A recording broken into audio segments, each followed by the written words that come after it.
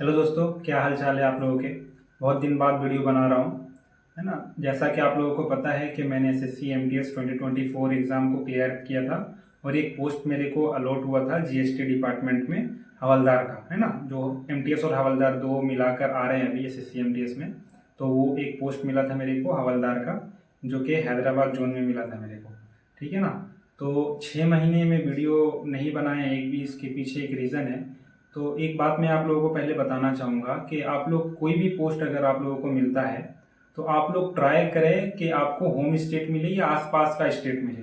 क्योंकि अगर आपको कोई भी पोस्ट मिलता है, अगर इंस्पेक्टर का या फिर असिस्टेंट का कोई भी पोस्ट मिलता है, अगर वो आपके घर से 1000 या 1500 किलोमीटर दूर होता है, तो यकीन मानिए आप लोगों को एकदम अच्छा नहीं लगेगा। मतलब आप लोगों को ऐसा लगेगा कि मैं ये बेकार ही मेरा सिलेक्शन हुआ, रिज़ाइन कर दूं मैं। ऐसे बहुत सारे मेरे दोस्त हैं जो अभी ये सब मेंटली इतना प्रॉब्लम वो फेस कर रहे हैं कि मैं आप लोगों को बता नहीं सकता हूँ। तो आप लोग ट्राई करें कि अच्छा से एक दो क्वेश्चन की वजह से ही हमारा होम स्टेट नहीं मिलता है हम लोगों को। तो आप लोग जब भी एग्ज़ाम दें तो मेंटली प्रिपेयर होकर जाएं कि एक एक क्वेश्चन का भी वैल्यू है। ठीक है ना। सिलेक्शन तो हो जाएगा बट वो फिर मज़ा नहीं आएगा आप लोगों को। तो बहरहाल आप लोगों को मैं आज बताऊंगा कि हवलदार का क्या जॉब प्रोफाइल होता है जीएसटी डिपार्टमेंट में। देखिए, अगर कंपैरिजन करूं मैं एमटीएस और हवलदार का, तो मैं तो यही बोलूंगा 6 महीने के एक्सपीरियंस से आपको कि हवलदार का जॉब जो है वो बेटर है, या फिर आप लोगों को बहुत अच्छा टाइम मिल जाएगा इसमें पढ़ने का। सबसे पहले मैं आप लोगों को बताता हूँ कि जीएसटी डिपार्टमेंट में या कस्टम में क्या सिस्टम है। आप लोगों को अलॉट मिलता है, जो पोस्ट मिलता है तो उसमें अलॉटमेंट कैसे होता है आप लोगों का। देखिए, पूरे इंडिया में जीएसटी डिपार्टमेंट का, सेंट्रल जीएसटी डिपार्टमेंट का टोटल 21 जोन बांटा गया है और कस्टम का 11 जोन है। ये जोन फर्दर डिवाइड होता है कमिश्नरेट में, फिर कमिश्नरेट को फर्दर डिवाइड किया जाता है आपका डिवीजन में, फिर डिवीजन फिर रेंजेस में आके यहाँ पे आप डिवाइड होता है। सबसे पहले आपका जोन आएगा। एक स्टेट में एक जोन या एक से ज़्यादा जोन भी हो सकते हैं। तो जैसे एक जोन है, उसके जोन के अंदर में फिर कमिश्नरेट आएगा, उसके बाद फिर डिवीजन आएगा कमिश्नरेट के अंडर में, और उसके बाद फिर रेंजेस आते हैं। ठीक है ना। जनरली एक जोन के अंदर 5-6 कमिश्नरेट, और वैसे ही फिर एक कमिश्नरेट के अंदर 5-6 डिवीजन आते हैं, फिर वैसे ही डिवीजन के अंदर 4-5 रेंजेस अलॉट होते हैं। तो इसमें जो कैंडिडेट होते हैं उसको पोस्टिंग पहले दिया जाता है। सबसे पहले तो सीसीए में आप जाते हैं, जो भी जोन होता है उसकी सीसीए में, कैडेट कंट्रोल अथॉरिटी में आप जाते हैं रिपोर्टिंग के लिए ज्वाइनिंग के वक्त। उसके बाद वहां से आप लोगों को एक कमिश्नरेट अलॉट होता है। ठीक है ना।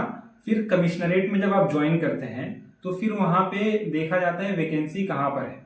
अगर आपको कमिश्नरेट में ही रखते हैं तो वहीं पे आपका पोस्टिंग हो जाता है हेडक्वार्टर में। अगर आपको फिर कहीं और डिवीजन में भेजते हैं तो फिर वो आपको वहां से रिलीव करके फिर डिवीजन में भेज देते हैं। फिर अगर डिवीजन से भी आपको आगे रेंज में भेजना होता है तो फिर डिवीजन में ज्वाइन करने के बाद वहां से फिर आपको फिर रेंज में भेजा जाता है। तो ये समझ में आ गया। सबसे पहले जोन आता है, जोन के बाद कमिश्नरेट, उसके बाद डिवीजन, फिर रेंज। ठीक है। इसके बाद हम लोग बात करते हैं कि कहाँ पर क्या रोल होता है और क्या जॉब प्रोफाइल होती है। देखिए, कमिश्नरेट में जब, या फिर हेडक्वार्टर में या कमिश्नरेट में जब आपकी पोस्टिंग होती है तो मेनली आपसे 2-3 तरह का काम हवलदार को दिया जाता है। एक तो आपको सबसे पहले या तो आपको कोई सेक्शन अलॉट हो जाएगा, जैसे एस्टेब्लिशमेंट का हो गया, एडमिन सेक्शन का हो गया, ठीक है ना, ऑडिट का हो गया, अपील का हो गया। तो आपको जब सेक्शन अलॉट कर दिया जाएगा तो सेक्शन में जो भी वर्क रहेगा, जो भी मेंटेनेंस का काम रहेगा, फाइल्स का, या फिर कुछ कंप्यूटर में कुछ एंट्री वगैरह करना है, तो वो सब आपकी रिस्पॉन्सिबिलिटी में रहती है। ठीक है ना। और दूसरे तरीके का एक काम है कमिश्नरेट में, जो भी कमिश्नरेट की कमिश्नर सर होते हैं तो उनके साथ आप लोगों को वहाँ पे अटैच कर दिया जाता है कि कमिश्नर सर जब भी आपको बुलाएंगे तो आपको वहाँ पे जाना पड़ेगा, और जो भी आपको काम बोलेंगे या किसी को बुलाने को बोलेंगे तो आपको वहाँ पे टास्क करना पड़ता है। ठीक है ना। और एक और होता है आपका आईसीओसी में, यानी जो भी पोस्ट आता है या फिर पोस्ट करना रहता है तो वो एक रहता है, उसमें आपको भेजते हैं।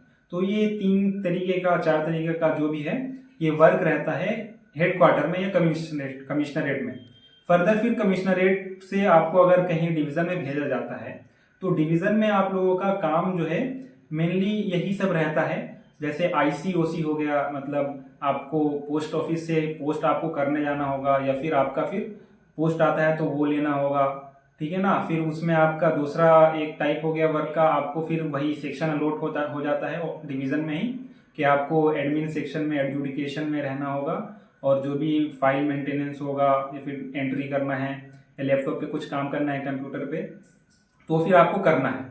या फिर एक और है, आपको जब भी कोई आपके सीनियर या फिर कमिश्नर सर आपको बुलाते हैं या सुपरिटेंडेंट सर आपको बुलाते हैं और जो भी टास्क आपको देते हैं, तो वो आपको वहाँ पे परफॉर्म करना रहता है। और उसके बाद अगर आपको रेंज में भी भेजा जाता है, तो रेंज में बस वहाँ है तीन तीन ही लोग रहते हैं रेंज में। एक तो आपके सुपरिटेंडेंट सर जो होंगे, और दूसरे जो इंस्पेक्टर सर होंगे, और तीसरे जो अभी हवलदार आप होंगे, और एक कैंटीजन रहते हैं। तो ये रेंज में ज़्यादातर कुछ उतना ज़्यादा डीपली काम नहीं रहता है। जो भी बस आपके सुपरिटेंडेंट सर या फिर इंस्पेक्टर सर जो आपको बताते हैं, जो गाइडेंस देते हैं, कुछ जो बोलते हैं करने को, वही आपको करना रहता है। मेनली फाइल मेंटेनेंस वगैरह का काम रेंज में ज़्यादा रहता है। तो ये कुछ प्रकार के आपके वर्क प्रोफाइल हैं जो एज अ हवलदार आपको करना पड़ेगा, ठीक है ना। अब दो तीन पॉइंट और यहाँ पे मैं ऐड करूँगा। इन सब में सबसे बेहतर आपका क्या है, प्रेफरेंस आपको देना पड़ेगा, क्या किस बेसिस पे आप इसको डिवाइड करेंगे। अगर आपको स्टडी करना है, ज़्यादा टाइम चाहिए, तो आप डिवीज़न या रेंज में, सबसे पहले तो रेंज में आपको बहुत ज़्यादा टाइम मिल जाता है क्योंकि वहाँ पे वर्कलोड थोड़ा कम रहता है। उसके बाद डिवीज़न में आता है, और उसके बाद सबसे ज़्यादा आपका वर्कलोड कमिश्नरेट में रहता है। तो अगर आपको स्टडी करना है तो आपके लिए रेंज या फिर डिवीज़न बेस्ट है। वहाँ पे आपको बहुत अच्छा टाइम मिल जाता है स्टडी करने का, ठीक है ना। और अगर आपको फैसिलिटीज़ या फिर लिविंग स्टैंडर्ड को अगर आप देखेंगे, तो कमिश्नरेट या हेडक्वार्टर आपका बेटर रहेगा। क्योंकि क्या है ना, हेडक्वार्टर या कमिश्नरेट थोड़े से सिटी एरिया में रहते हैं, और जो डिवीज़न और रेंजेस रहते हैं वो थोड़ा सा गांव एरिया में, विलेज टाइप के एरिया में रहते हैं, ठीक है ना। तो बहुत से जो कैंडिडेट होते हैं जो आउट ऑफ स्टेट के होते हैं या दूर के होते हैं, तो वो लोग प्रीफर करते हैं हेडक्वार्टर में मिल जाए, ताकि जो है मन लगा रहे, है ना, प्रॉब्लम ना हो किसी भी चीज़ का। तो ये सब है, यही था, यही वर्क प्रोफाइल है जो भी है, ठीक है ना। अब अगर बात करें कि क्या इसमें पढ़ने का टाइम मिलता है, तो जी हाँ, इसमें आपको भरपूर पढ़ने का टाइम मिलेगा। बस ये आपके ऊपर डिपेंड करता है कि आप चीज़ों को कैसे मैनेज करते हैं।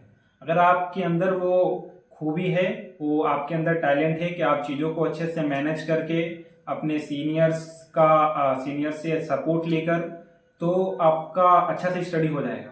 और इसमें जो मेन रोल प्ले होता है वो होता है आपके सीनियर्स का।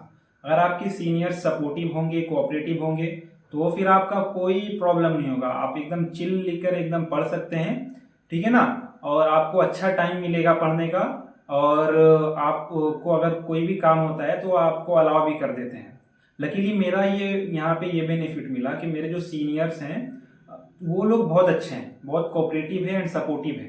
तो यहाँ पे मेरे को एक बेनिफिट मिला है कि मैं वहाँ स्टडी भी कर पाता हूँ, और जो भी कुछ प्रॉब्लम होता है या कुछ मेंटली या फिजिकली कोई भी प्रॉब्लम होता है, तो अपने सीनियर्स से बोलता हूँ तो वो लोग हेल्प करते हैं, है ना।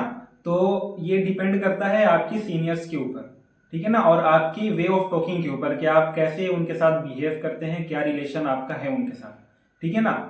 तो आप लोग कोशिश करें कि जहाँ पे भी आपका पोस्टिंग हो वहाँ पे आप लोग अच्छे से जो है मैनेज कर पाएँ चीज़ों, है ना।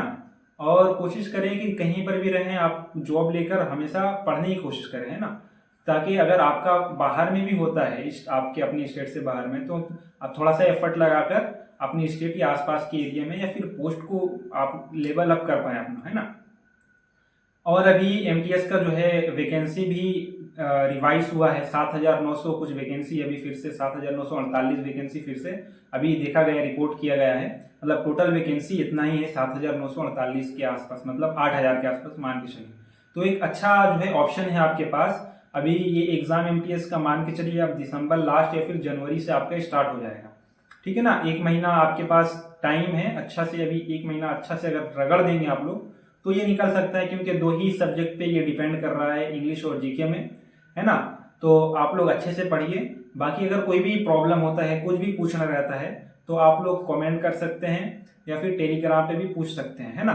बाकी रेगुलर वीडियो लाने का मैं कोशिश करूंगा अलग अलग टॉपिक पर, ताकि आपको क्लियरिटी रहे कि क्या क्या बेनिफिट्स हैं, कैसे कैसे क्या क्या होता है, ज्वाइनिंग से लेकर एवरीथिंग। ठीक है ना। तो आप लोग चैनल को सब्सक्राइब भी कर सकते हैं और बेल आइकन को ऑन भी कर सकते हैं, ताकि अगर कोई वीडियो आए तो आप लोग देख पाएँ और कुछ पता कर पाएँ, जानकारी आपको हो सके। ठीक है, मिलते हैं अगले वीडियो में, तब तक के लिए थैंक यू।